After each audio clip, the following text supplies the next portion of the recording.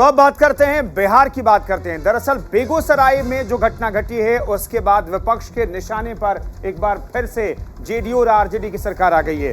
बेगूसराय से जो तस्वीरें निकल करके सामने आई, जिस तरह की वारदात हुई है उसने सभी के रोंगटे खड़े कर दिए और अभी तक ये पता नहीं चल पाया है 21-22 घंटे के बाद कि इन दो बाइक सवारों ने क्यों फायरिंग की। अलग अलग चौराहों पर जाकर के इन दो बाइक सवारों ने आखिर क्यों फायरिंग किए, वो कौन से असलहे थे, क्या मकसद था इनका। किसी को टारगेट करना नहीं चाहते थे, किसी को निशाना ही बनाना नहीं चाहते थे, किसी की हत्या करना नहीं चाहते थे, दहशत फैलाना चाहते थे और गोलीबारी करके कौन से वेपन थे इनके पास। ये कई ऐसे सवाल हैं जिसका जवाब अभी मिल नहीं रहा है और सवाल का दौर विपक्ष की तरफ से लगातार जारी है। सागर, इन जो तस्वीरों को आप देख पा रहे हैं, असल में तस्वीर है कल शाम 6 बजे की।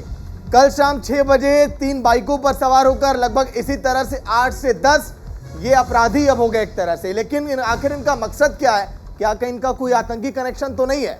इन तस्वीरों को आप सोचकर अंदाजा आप लगाइए। जिस तरह से अमेरिका में कुंदन घटनाएं हम देखते हैं शूट आउट की, क्या माना जाए कि अमेरिका पार्ट 2 भी है ये, अगर यहाँ पर इस तरह की घटना हो रही है? बिल्कुल, इन सब पर हम बात करेंगे सागर, लेकिन बिहार के एडीजी ने क्या कहा है ये हम अपने दर्शकों सुना देते हैं, फिर इन तस्वीरों और जो बात कही जा रही है, जो जांच चल रही है उस पर बातचीत करेंगे।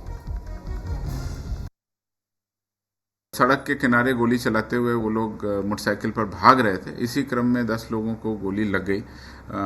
वो उसमें से 8 लोग बिल्कुल खतरे से बाहर हैं। एक व्यक्ति की अनफॉर्चुनेटली इसमें मृत्यु हो गई जो चंदन कुमार थे।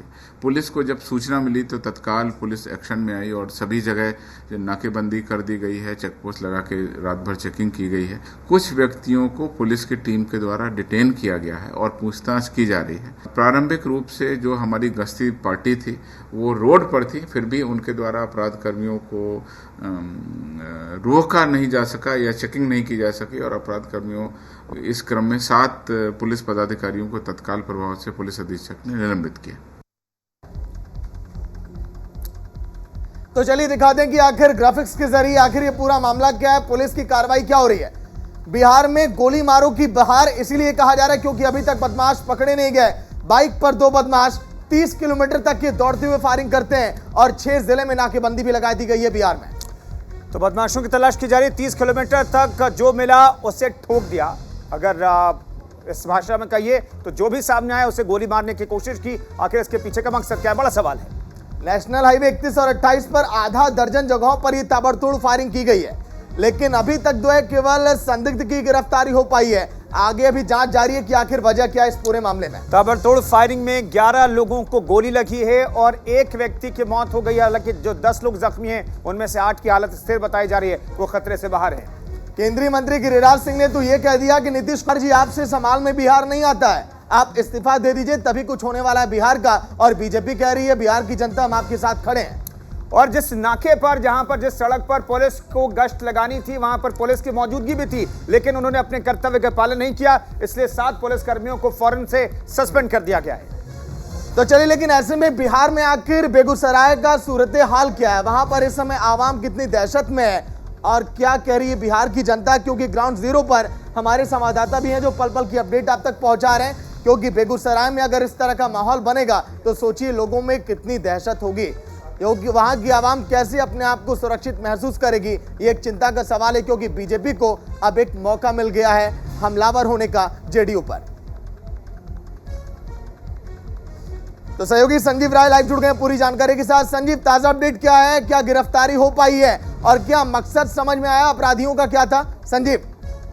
बिल्कुल, देखिए इस पूरे मामले में अभी तक जो अपडेट है, कोई भी गिरफ्तारी जिसको माना जाए थे जिन्होंने इस पूरी घटना को अंजाम दिया उसकी अभी तक गिरफ्तारी नहीं हुई है। लेकिन कुछ लोगों को कह सकते हैं कि उठाया गया है, पुलिस उसको उठा ली है और उठाकर पूछताछ कर रही है। लेकिन इस पूरे मामले में अगर आप देखें तो एडीजी हेडक्वार्टर ने 7 लोगों को एक तरह से निलंबित किया है काम में कोताही बरतने को लेकर। और देखिए इस पूरे मामले में जिस तरह से फिल्मी स्टाइल में कल 5-5:15 के बाद की ये घटना है, 30 किलोमीटर तक ये दोनों अपराधी लगातार सड़कों पर जहां तहां चौक चौराहों पर गोलीबारी करते रहे और इस पूरी गोलीबारी में 10 लोगों को गोली लगी, जिसमें से 1 की मौत हुई है और 9 लोगों का इलाज चल रहा है। इस पूरे मामले पर बीजेपी ने अब कड़ा रुख अख्तियार किया है। बीजेपी ने साफ कहा है कि अपराधियों को जल्द से जल्द पकड़ा जाए। मुझे जो जानकारी मिल रही है बेगूसराय बंद का भी आह्वान किया गया है और ऐसे में लोग भी दहशत में हैं और कई जिलों में लगभग 6 जिले ऐसे हैं जहां नाकाबंदी कर दी गई है और लगातार ताबड़तोड़ छापेमारी जारी है। संजीव, जिस तरीके से पूरी घटना का सीसीटीवी फुटेज भी सामने आया है, क्योंकि 1-2 किलोमीटर नहीं 30 किलोमीटर तक फायरिंग की गई है, ऐसे में क्या कुछ भी सुराग हाथ लगा है पुलिस के अभी तक, जिसके आधार पर कोई शिनाख्त हो सके इन सभी की, इन दोनों की?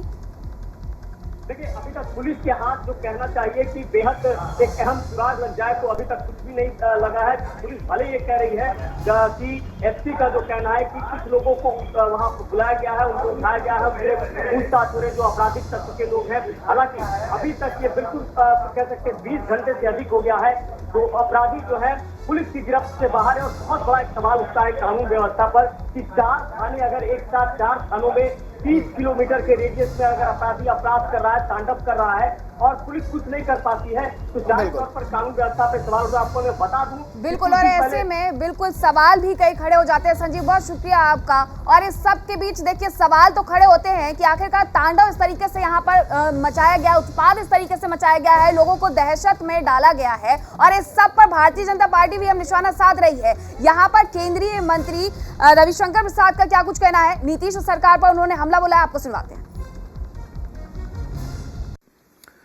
नीतीश बाबू, नए दोस्तों की संगत में आने के बाद क्या हो गया आपको?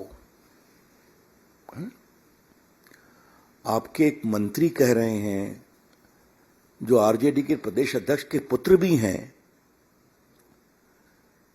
कि मेरी सरकार चोरों की है, मैं उसका सरगना हूं। कमाल है भाई। बेगूसराय में क्या हो रहा है? दिन में गोली चलती है, एक व्यक्ति मरते हैं, घायल होते हैं, पटना में डीएसपी थाने में पिट जाते हैं, आपके पार्टी के एक नेता चले जा रहे हैं। हमने बार बार कहा था आरजेडी की सरकार आएगी तो खौफ का राज आएगा, क्योंकि पूरे आरजेडी की बुनियाद खड़ी है ऐसे तत्वों के प्रश्रय पर।